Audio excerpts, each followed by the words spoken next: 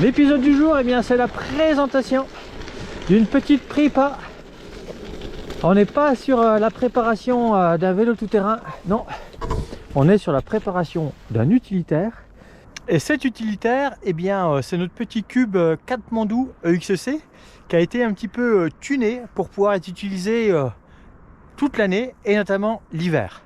Alors, qui dit automne-hiver dit généralement problème de visibilité, puisque les journées sont plus courtes, les nuits plus longues, et il n'est pas rare de circuler dans un environnement un peu plus nocturne. Du coup, pour augmenter la visibilité latérale, en plus des flancs des pneus qui sont rétro-réfléchissants, eh bien, j'ai utilisé justement des éléments de rayon de chez Renet qui vont augmenter la visibilité latérale lorsque les phares des voitures m'éclairent.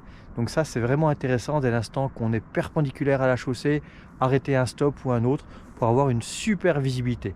Et puis en plus, les roues sont des éléments en mouvement, donc automatiquement, en circulant, ce mouvement attirera beaucoup plus l'œil. Au niveau du reste des éclairages, je suis resté sur les équipements de série qui sont déjà tout à fait satisfaisants, à la fois pour être vu, mais également pour voir. J'ai eu l'occasion de tester.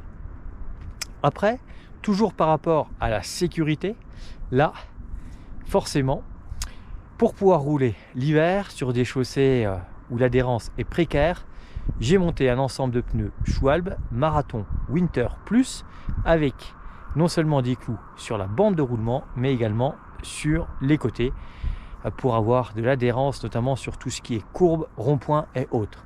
Et là, l'adhérence est aux petits oignons et est juste parfaite. Toujours en termes de sécurité, mais dans un autre domaine, eh bien, la sécurité contre le vol. Depuis plus d'1 an maintenant, le marquage et surtout l'inscription au fichier national d'identification unique des cycles est obligatoire. Donc ce vélo a reçu une étiquette avec un marquage chimique, tant qu'à faire.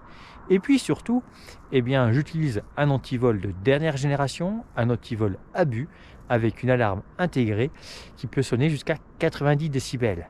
Et là, eh bien, celui qui a le malheur de toucher le vélo, ne serait-ce le fait que le déplacer, tout va sonner. Et ça, c'est un super élément pour justement lutter contre le vol. Autre équipement pour rendre ce vélo un peu plus utilitaire, eh bien, le montage de 2 sacoches Vaudet.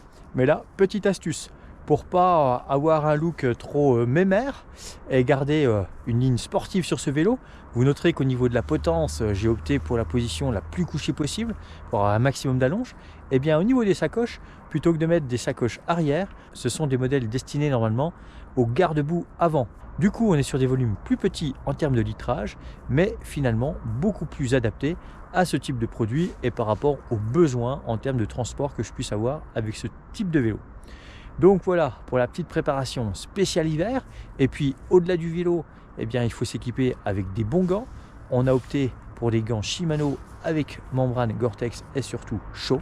Et là, c'est vraiment top, ça change la vie. Et puis pour pas avoir froid aux pieds, eh bien, chaussures avec membrane Gore-Tex. Là, on n'est pas dans le domaine du vélo, puisque je roule en pédale plate sur ce type de produit.